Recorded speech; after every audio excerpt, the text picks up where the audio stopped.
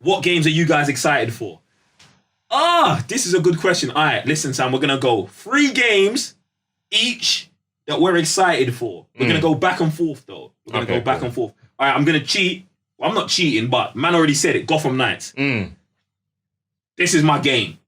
I will play that game as every character.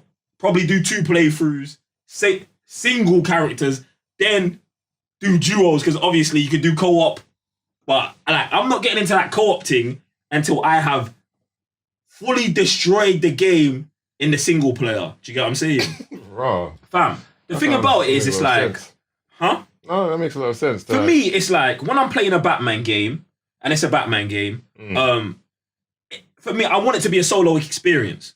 Do you know what I'm saying? So I feel like that's this kind of, and with the characters you've got, I'm going to play the whole game through as Nightwing first, then I'm going Batgirl, then I'm going Red Hood, and then I'm going Robin, fam. Single playthroughs with each character, fam. Just to see, you know what I'm saying, the difference in characters, the experiences, all of that, the traversal in the open world as those characters, and then after that, I'll probably like open it up, do co-op with the fam, with the community. Do you know what I'm saying? Now I'm Nightwing, someone's Robin, you know what I'm saying? Like I feel like that's gonna be mad fun. But Gotham Knights, bang. What's your first one?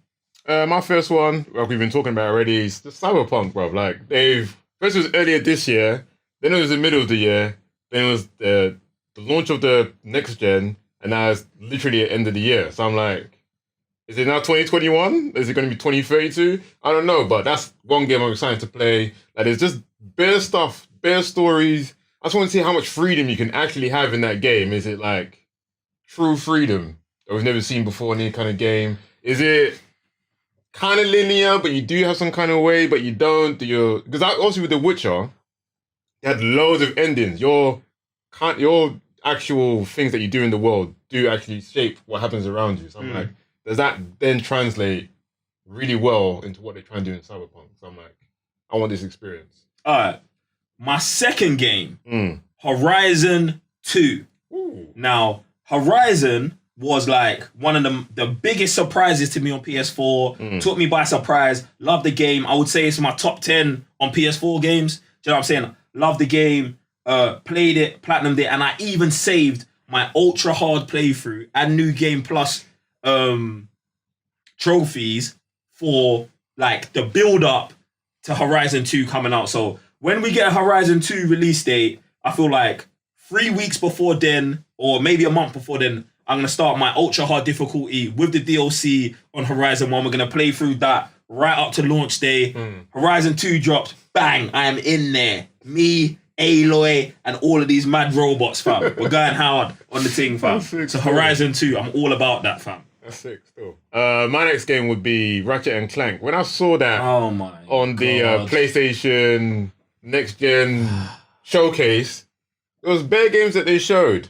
But I always wanted to play the one that they done for the PS4. Never got around to playing it. But when they started showing this rift tearing thing that they will do, I was like, I know that like PS5 is instant load. In fact, there's no load times. But that looked like the madness that I'd want to just jump through.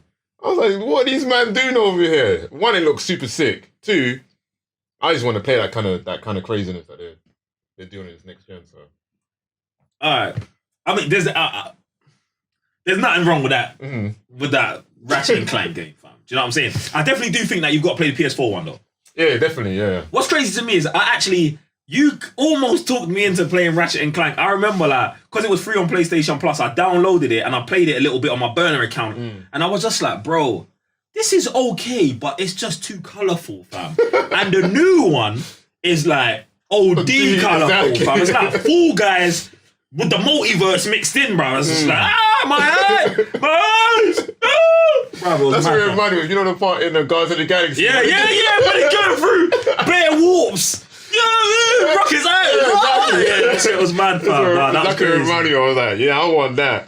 Just not the whole... not the whole LSD trip with it, exactly, fam. That's mad. Nah, alright, cool. My third game that I'm really super excited for is another game that I played, that I jumped on for the first time in on PS4, God of War 2. Okay, Do you know what I'm saying? Because like obviously if you don't know, I'd never played God of War 1, 2, 3, God of War Ascension or Ascension, any of those. My first experience with a full God of War game was God of War PS4, and the storytelling, the detail, the relationships, the gameplay, everything about that game, I feel like is 10 out of 10. Like one of the best games I played on PS4, easily top 5. And I'm really excited to see where they take that story, how much deeper it goes, the growth of the characters. I'm all about it. And it's mad to me because if you asked me like maybe like 2-3 years ago what my most anticipated games on PS5 might be, I don't think I would be like, well, this brand new IP called Horizon and a God of War game. I just, like, obviously a Batman game's going to be in there, but I just didn't think it'll be the other two. So I feel like I'm legitly growing as like a gamer, fam. Like I feel like I'm growing. I'm stepping out into... I'm probably not, because God of War and Horizon are both crud-filled games. There's just crud, OD crud. I guess I just want you used to new characters in it. Get me? True. But yeah, what's your third game? No, it has to be God of War. Like, can you top the previous one? Which is a dumb question because, like, 3, it was topped by 2, and 2 topped 1. You know what I'm saying? Like, they've always topped it, well, the main stories anyway. And even the one on PSP, did you play those ones? The one on PSP? There was one I think I tried to play on PSP, but I just never got into it, bro. Like, I feel like I played it a little bit and I was just like, nah, bro. Because I feel like on PSP it was like side-scrolling almost, right? Almost like that. Yeah. It's like a very structured camera from like afar or whatever. Yeah, I don't like that kind of stuff, bro. Even on PSP, I don't like that kind of stuff, bro. So I wasn't feeling it. So yeah, so every single God of War has always consistently got better, but with the God of War on PS4, they just went basically to another realm. I was like, all right, you are really doing something whole new here. But I'm like, number 4 was so peak with everything, the combat, the story, like you said, characters, everything.